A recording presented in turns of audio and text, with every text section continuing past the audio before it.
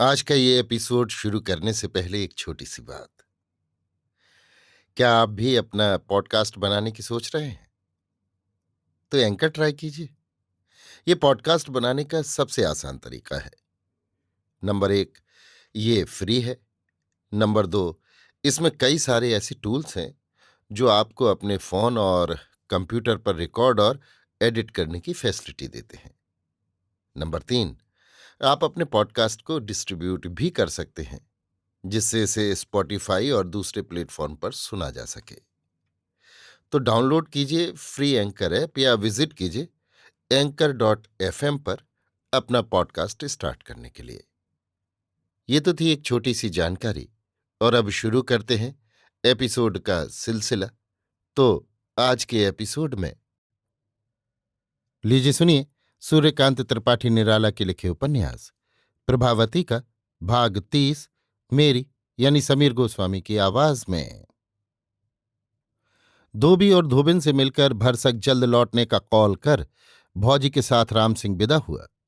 फैसले की सारी बातें गुप्त रीत से मालूम हो गई थीं। उपाय न रहने पर भी उद्यम करने के विचार से भौजी की सलाह पर चला था।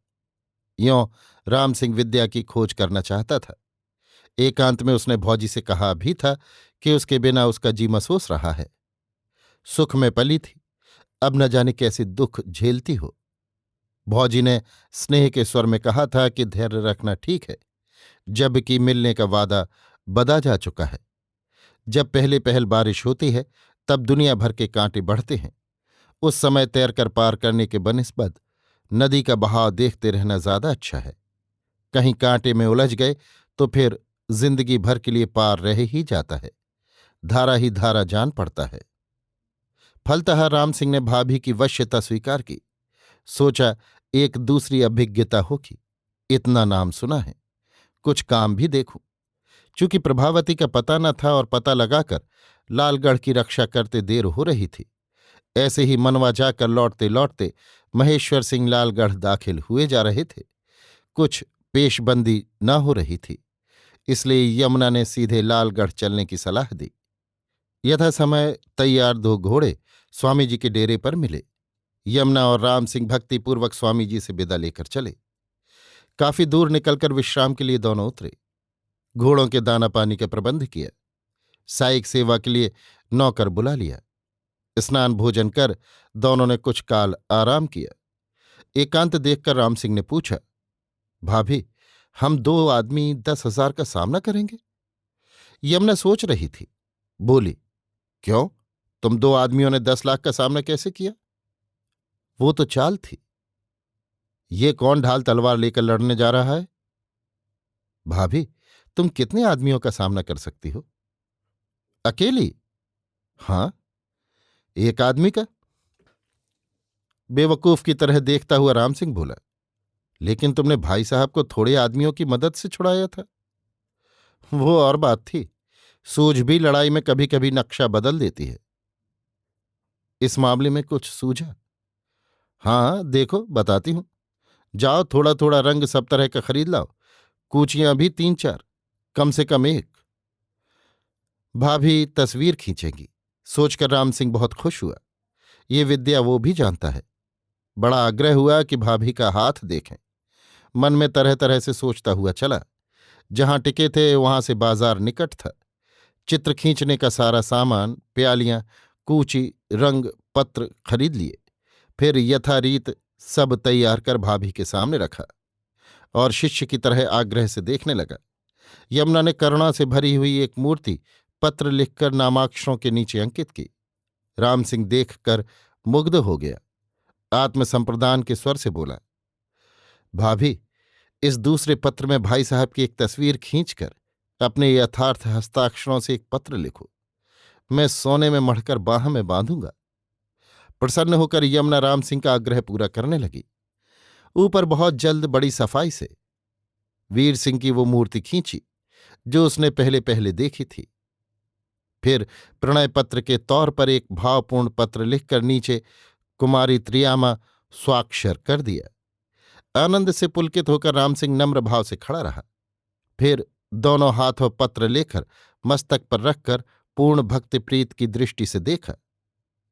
वीर सिंह की ये युवक मूर्ति है, कितना आकर्षण है आंखों में, कैसी अपराजिता ज्योति निकल रही है। भाभी के हस्ताक्षर भी कितने अच्छे। पूरी प्रसन्नता से देखकर यत्नपूर्वक रखकर कहा, उस पत्र का लक्ष्य में समझ गया। हाँ, अब तो तुम्हारे जैसे चतुर के लिए समझ जाना उचित है। खूब लड़ाई है अकला आपने। यमुना चुप रही, फिर रुककर बोली, तुम्हारी मौलिकता की नकल की मैंने। प्रसन्न होकर राम सिंह बोला, नहीं, नकल तो पूरी पूरी नहीं कही जा सकती, पर आपने मुझे समझा जरूर दिया कि इस विद्या में आप मेरी यथार्थ आचार्य हैं। मुझे कुछ सलाह विद्या से मिली थी, आप अकेली पूर्ण हैं। अच्छा, तुम क्या समझे? कुछ कहो। मैं समझता हूं काम के लिए यहीं रहना ठीक होगा। चलने का परिश्रम व्यर्थ है और आगे अब मेरा कर्तव्य होगा। हाँ, तुम ठीक समझे। मेरा विचार है आप समय लेना चाहती हैं, बिना समय के आप सफल नहीं हो सकती। हाँ ठीक है, परंतु इसके आगे सफलता निश्चित ही हो ऐसी बात नहीं, संभावना है। ये जरूर है कि इस पत्र की सफलता पर संदेह नहीं होता। हाँ, तुम उस्ताद हो गए। तो मैं रह जाऊं, आप जाइए। अगर तुम फंस गए? मैं इस बार नहीं फंस सकता। तुम भूलते हो, समझ में नहीं आता। तुम्हें अपनी पुष्टि के प्रमाण रखने चाहिए। जी हां, वहां के, अगर बातचीत हो। हाँ, बतलाइए। लिखो। राम सिंह लिखने लगा। दुर्ग के द्वार से निकलते दाहिनी ओर बस्ती है। जी। बैठते 3 द्वार हैं, फिर 2 सेना निवास, फिर रनवास। जी। दुर्ग के बाईं तरफ चोर द्वार है, दाहिनी तरफ तंग बगल से रास्ता। दुर्ग की ऊंचाई रनवास के पास प्रायः 200 हाथ, द्वार के पास भूमि से प्रायः 10 हाथ की चढ़ाई पर। जी। सरदारों के नाम सेनापति विक्रम सिंह, सहायक यदुनाथ सिंह, शत्रुघ्न सिंह, बुद्धिबल, ज्ञान सिंह, महीपति सिंह। रानी की दासियां मुख्य चपला, मालिनी, लवंगी, श्यामा, रामा, विमला। राम सिंह ने लिख लिया। यमुना विश्राम का समय समझकर राम सिंह से विदा हुई, छुट्टी मिलते ही मिलने के लिए कहकर।